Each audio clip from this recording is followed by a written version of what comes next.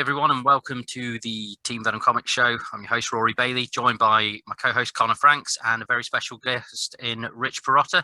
Rich, how's it going, man? It's going. It is going. Having a blast doing all the stuff that I got to do to take care of issue 2. And just having a lot of fun doing it, surprising myself more and more as I go along. And here to answer any questions that anybody may or may not have. That's weird if anybody doesn't have any questions and I'm trying to answer them. Could be I'm a little schizophrenic there.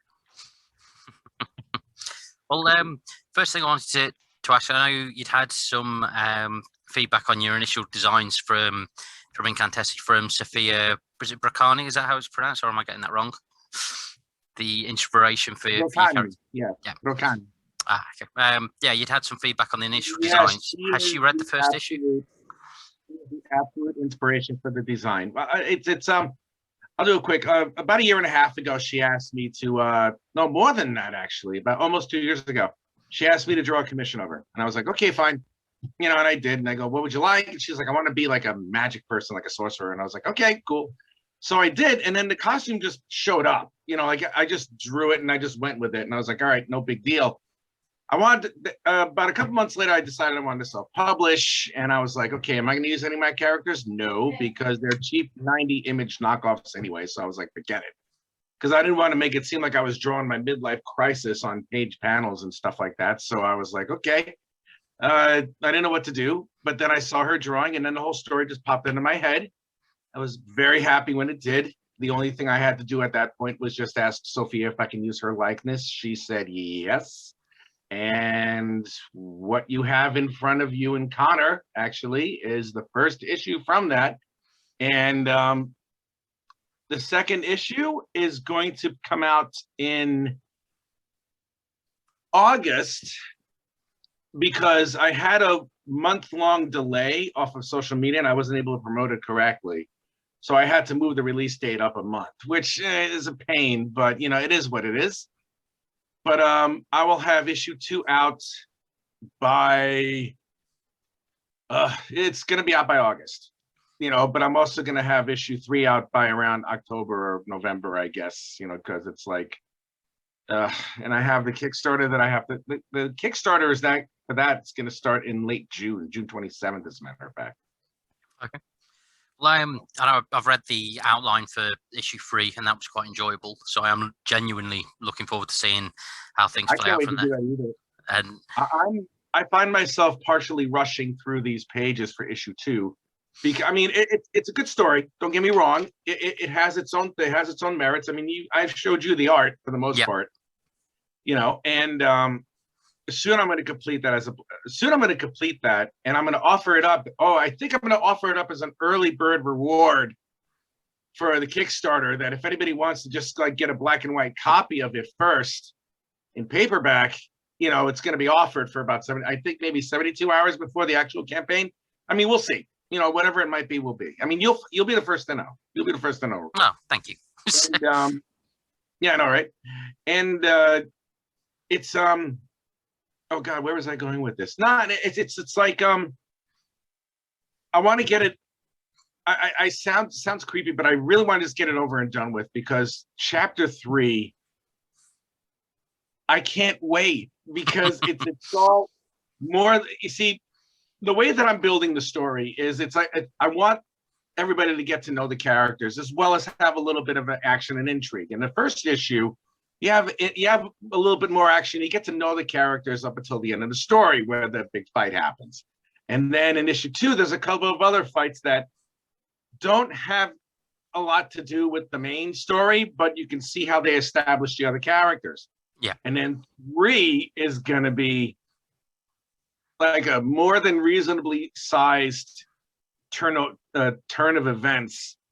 And then 4 is going to be the big blow up, where no one, including me, knows how it's going to end until I figure it out on that last day, on that last page or 2, when I'm like, what should I do? I don't know if I'm going to do it or not. But I decided I'm going to decide what I'm going to do with it. But I think I have a really good idea of where it's going to go. which will lead into the next 4 chapters, because I will say this here on your show that I was originally just going to do 4 chapters. The answer is no. I'm going to go to at least 8, if not more. And if it works up until issue 8, I will start going. I will see if I can start going monthly with it. Okay. I'll see if I can do that. If not bi-monthly, which would actually be simpler for me. But yeah, we're going to have a lot of fun with it. I'm hoping to have a lot of fun with it. If I do the same percentage of past the goal as I did for the first one, then I know I have something. So we're just going to keep going. Do you have any questions? All of that sounds great. I hope so. I wasn't here, but I have faith. Something that we were talking about the last time you was on with us was some of the wrestling things you were doing. Yes. You had a Terry Funk one on the horizon. Yeah, guess what? I just got the script for it yesterday. Nice. Okay. I have to talk to the editor-in-chief first before I do anything. I kind of need to at this point. But yes, I have the script in PDF format, and it's a big one. Let me see if I can even access it. I just got it from email yesterday or a couple of days ago, and it's supposed to detail all the bits and pieces of Terry Funk's life, and it's a big comic. Wow, I mean, it's involved. And that's not even a thing. It's like super involved at this point. And I remember Terry Funk, and I happen to have seen a bunch of his hardcore matches with Mick Foley or Cactus Jack or Dude Love or Mankind or whatever the fuck. All right. Yeah, this is it goes throughout his entire life. With him, his dad, his brother Dory Funk Jr., all this stuff. I mean, we're at page 10 and it's barely out of his teens, so it's like, wow, it's a lot. So if I keep scrolling down and all that, oh yeah, this is not a small issue. It's a pretty good sized issue. This is wow, look at this one. This is a 50-page issue. Nice. Yeah. Yeah, this is pretty good. Yeah, it's very detailed. They put a lot into it, and I'm surprised that I'm surprised it's not more, to be honest with you. But this will be an honor, because it's like Terry Funk is really one of the originals, really, really one of the original tough guys. And I mean, this ranks right up there with when I drew the story of Gangrel, which was incomplete because when the first issue of Gangrel ended, it was when he debuted in WWE. I'm like, okay, that's great. Yeah, but they didn't really go into the story for the WWE stuff. They did so well on their Gangrel Kickstarter that they made the goal, and then they made it like 5 times more, or whatever it's supposed to be. They're gonna go with a chapter 2 for Gangrel, and I'm gonna draw it, of course. Cool. And I'm gonna have a lot of fun with that, and I cannot wait to see what that's gonna be, because it's gonna detail all of his stuff in the WWE with the Brood. Even when he was teamed up with the Hardy Boys for a little while, I didn't even know that myself. I just found that out just recently. Yeah, the new Brood. It was. Yeah, I was like, wow, that's kind of lame. Yeah, I was playing. They just wear a lot of makeup. I'm like, what is that? I'm like, and they jump around swanton bombs. That's not very bloody. So I was like, maybe, I don't know. I missed Sounds that. Great. I'm sorry? So you were in an hour and you look like he's like, oh, so you can do the next part. It's Gangrel and the Hardys, and you're like, yay. Yay. I'll pick up my pen for that one, guys. Oh, no, I wouldn't. I don't know if I'd be able to do it. I'd probably obscure the Hardy Boys somehow. Because those guys are the only thing I remember from the Hardy Boys, really, aside from all their tag team championships, was that crap with Edge and Lita. Oh my god. Yeah. Man. How do you do a guy? How do you do Matt Hardy like that, man? I don't know. I'm not gonna blame her. I'm not gonna blame Edge. I'm not gonna blame Matt Hardy or anything. It's not my place. But I'm like, that couldn't have been easy for any of them. It was the thing as well of them rehiring Matt Hardy because he got fired over it initially. They rehired him just to lose to Edge on TV.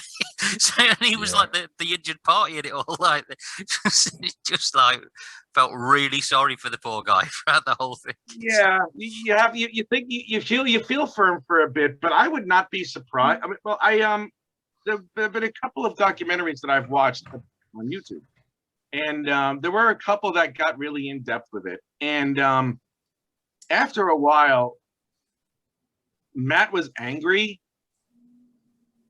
but he's also a professional. Yeah. You know, and so is Edge. You know, it's like, and you have to absolutely trust the guy in the ring that you're with when you're doing the wrestling. Now, you have to take all that aside. Yeah, you have to take all the hurt aside. I'm certain it's not easy. You got to push it all aside and all that stuff, and then become the pros that they are. And Matt Hardy's been doing it for a long time. Same thing with Ed. Same thing with Mr. Copeland, Adam Copeland. You know, it's like, yeah, they're gonna take care of their business. They're gonna do what they need to do. And that whole thing with Matt being beaten, he went to SmackDown or something like that, didn't he? It's just like if you lose to SmackDown, it's like, okay, he went to SmackDown and he became a big star again, you know, and he's evolved with Hardy 2.0 and all that stuff. You know, he's done very well for himself, and I'm very happy that Edge is back in competition. You know, because he could have gotten crippled at that point, but evidently he's healed now. So it's going to be really great. I wish they did an Edge and Christian thing. That would be awesome. Yeah. I wish there was an Edge and Christian comic that I'd be able to draw. That would be great. I'd love that. Oh yeah, absolutely. That would be very cool. That would be very cool. That would be. Outside of the Terry Funk, Gangrel, and Incantesi, which already sounds like you're very busy as it is, have you got any other projects in the pipeline? Well, yeah, I do. I have a project with a friend. I'm still waiting for him to resend the script. I've been devoting all of my energy towards Incantesi. I have, you know, I mean, I've done the occasional commission here and there. I've done a couple of things here and there, and it's just that it's weighing on me a little bit, because I mean, there's time. It's like sometimes I just spend too much time on Incantesi, and I have to break away from it, and I have to do something different. But there are times when it's like, I don't have anything else to do, so I might as well just keep working on Incantesi. And I'm like, I gotta slow down. I gotta figure out what else I'm gonna do. Because last night, and this is no joke, out of all the pages from the PDF that I sent you, I formatted and fixed every single one of those pages that you saw the black and white art with, and I fixed them and formulated them to, I could start coloring on them at any moment. So I did that all night. You know, I was like, okay, let's fix this one. And I did that in preparation for like soon when I'm going to start coloring all the art. And it's like I still have to finish all the black and white art first. You know, it gets there. It gets there after a while. You know, I admittedly I've bit off more than I could chew, but with the stuff that I put into this thing, issue 2 is going to be a significantly better than issue 1, and issue 3, which you've read, is going to be significantly better than issue 2. So it's like, yeah, I'm putting all my energy in this, man, because I believe in it and I love the story. So does everybody else who's read it. Yeah, no, it's brilliant. Just as the one last thing to ask you is, how's the Kickstarter coming along for issue 2 at the moment, and what sort of things can you tell the viewers about that? Well, the Kickstarter for issue 2 is going to start on June 27th at around 6 p.m. Eastern Standard Time, which will be 11 o'clock here. I have to accommodate the American audience just as much as anything else. So there's that. Right now, as of now, I have more followers now than I did when the old campaign finished. When my first campaign finished.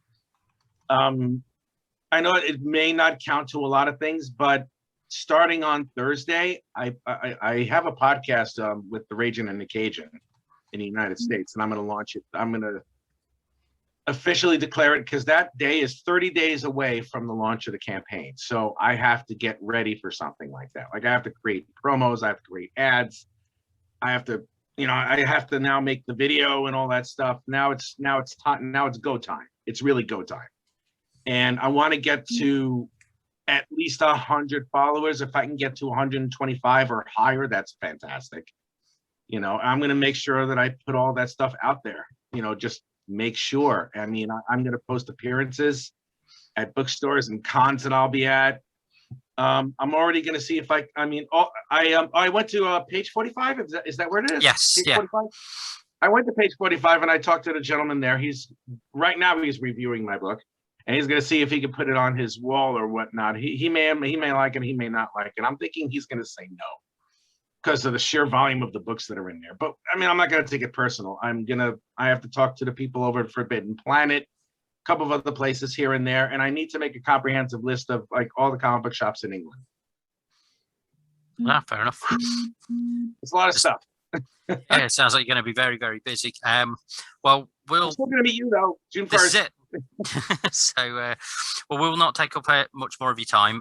So thank you very much for joining us. It's been great. And I'll, as per the last one, I'll slap loads of links and such in the bio. But yeah, it's been great chatting to you. Thank you very much. And that's about it. Connor, have you got anything to add? No. I'm going to sleep. I've already bored him to death with my obnoxious voice. Man, I've got like a week of moving house, so I'm just tired. I believe it, man. Well, I'll see you cats again soon. Yeah, definitely. I definitely will.